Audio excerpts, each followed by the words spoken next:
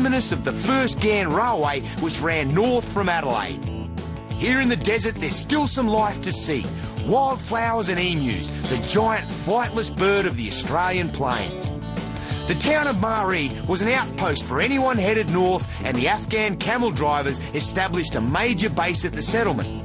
We're here to visit an old relic that stands as a monument to a pioneering rail line that closed down a long time ago.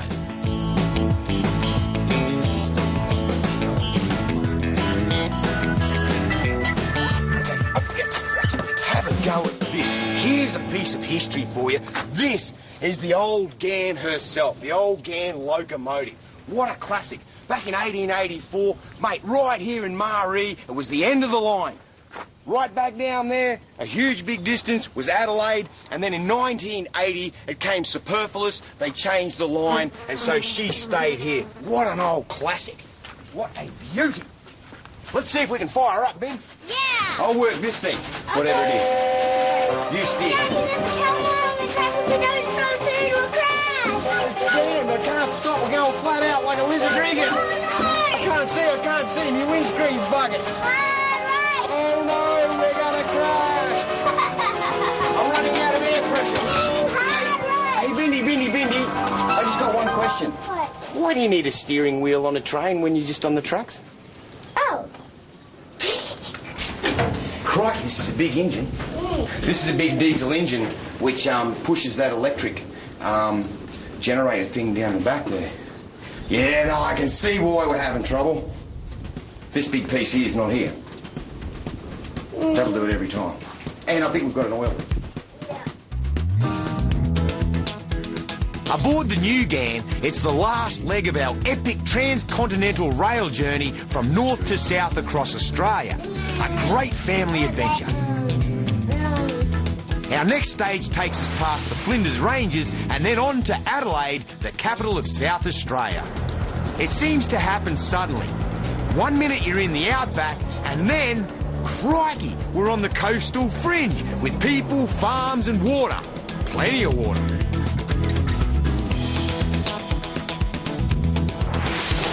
As we approach Adelaide, the landscape changes dramatically. Instead of desert and red sand dunes, now everything is green and lush and beautiful. And the Flinders Ranges just east of us are going to appear. They're spectacular. This is the biggest complex of mountains in South Australia. Geologically speaking, it's totally unique and so rich in prehistoric fossils that a new geological period was created because of its discoveries here in the 1940s. The range used to be part of the seabed, but 300 million years ago, massive seismic events compressed the rocks and uplifted them to form a mountain range that was even higher than the spectacular peaks we've seen today.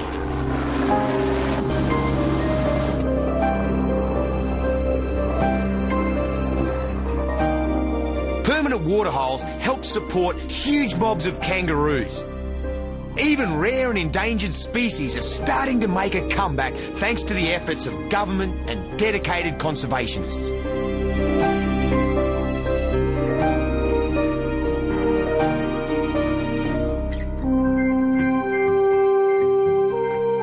The Flinders Range is also a great environment for the emu. However, this flightless bird seems perfectly at home in just about every habitat in Australia, from the arid desert to lush coastal forests. G'day. Have a go at this. Only in Australia could you see something like this. Check this out. Emus. We're in the middle of the Flinders Ranges and there's emus virtually everywhere. There's 100 emus all the way around us, using the afternoon to get a nice pick, a nice green pick of feed. Have a look at this. And they're so quiet. Hey, Bindi, come and have a look at this. Look at this. How's that? It's beautiful. They're all very fat and very happy. The amazing thing with the emu is that the female lays the eggs, and it's the male bird that actually incubates the eggs, and he also raises the chicks. So see these young ones here, they're probably only about 18 months old. Their dad would have actually raised them. And sometimes, in fact quite often, several mums will lay eggs and dad's required to look after all of them. And the big thing with emus is you never get between a bloke and his chicks because the dad will come in kicking. They get very aggressive if you go near their chicks.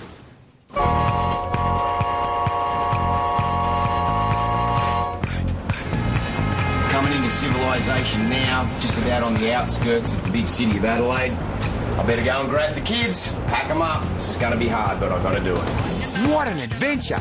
We've seen the teeming wildlife of Kakadu, the incredible colours and forms of an epic, timeless land. Sandy beaches and sparkling fresh waters in the middle of the desert, like Catherine Gorge. The beating, spiritual heart of Australia. The last herds of wild dromedary camels anywhere in the world.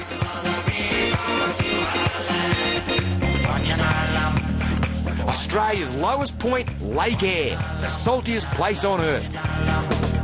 Every part is an unforgettable experience in its own right, and it's all tied together by one of the world's great rail journeys, the Ghan, from Darwin to Adelaide.